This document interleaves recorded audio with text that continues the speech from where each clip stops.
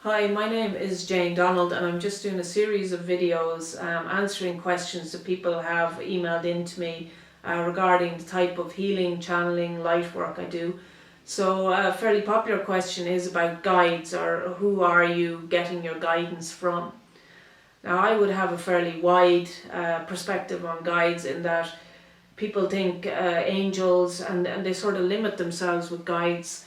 So angels can be guides. Yes, you have a guardian angel. Yes, there are archangels, and that's a whole field of study in itself. You can also have ascended masters guiding you. Ascended masters are in every tradition in the world, any of the great religions. Like in the Christian culture, we would be familiar with Jesus of Nazareth, Mary. Then in the Egyptian culture, you might have the Egyptian goddess Isis. In the Hindus would have their own guides. The Buddhists would have guides. Some of the older shamanic tribes, Aboriginal tribes, would have different guides.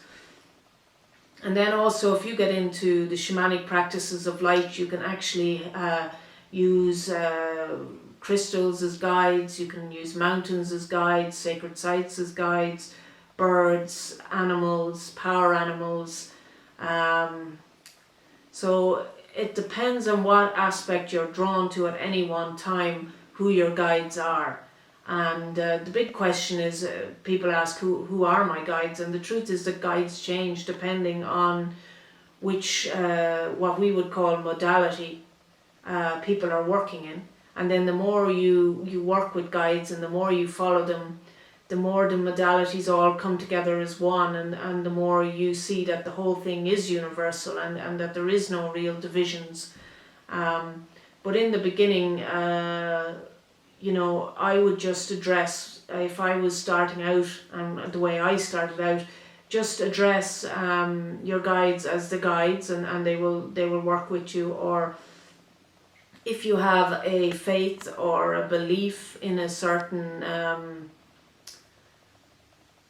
religion or in a culture, and those guides work for you, I would work with those guides.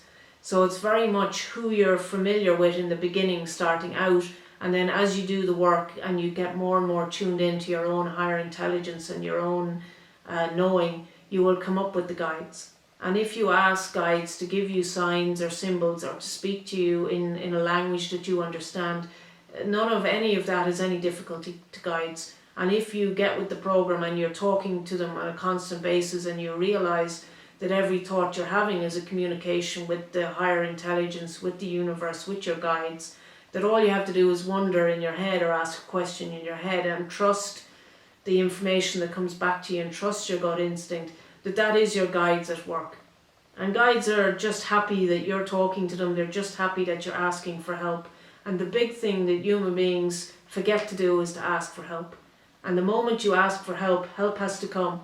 And guides are just delighted. If you call them Billy Joe or Auntie Mary, they don't mind. They just want to help, but they can only intervene, and they can only help because you have your gift of free will. They can only help if you ask for help.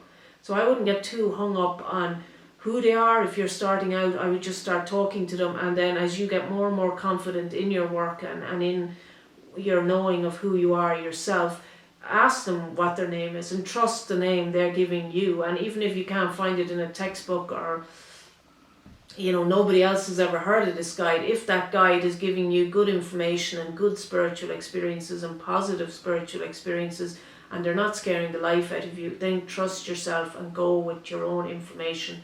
All of this is about creating your own spiritual experiences, following your own instinct, following your own heart, living your own soul. It's not about following other people's experiences. It's not about replicating other people's experiences. It's about stepping into your own power, enjoying your own spiritual being, living your own spiritual experiences.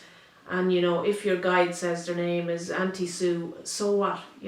If it's a powerful being that's working with you, that you're feeling well, that you're feeling empowered, if it's making you feel good, trust it. If it's making you feel bad, forget it.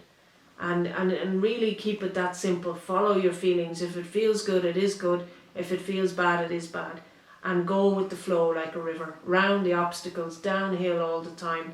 and that's the way to start using your guides. And then as you practice more and more, they'll only be screaming at you what their names are and who they are.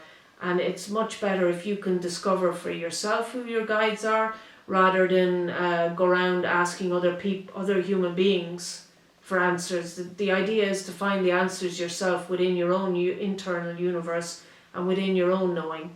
So okay, in the beginning, if someone has given you good information and it pans out, great. But really it's all about trusting yourself, trusting your own heart, trusting your own soul, trusting your own knowing. So I would always go with yourself. And okay, you'll make mistakes, we all make mistakes, but if it feels good, if it feels positive, if it's uplifting in your life, if you're staying grounded with the whole thing, go with your own flow, trust yourself. So that's what I would say about the question of who are my guides. So if you want to message me again, it's Jane Donald. I'm on Facebook, I'm on YouTube, Jane Donald, loveandlight.com, and keep sending in the questions. Thank you. Namaste.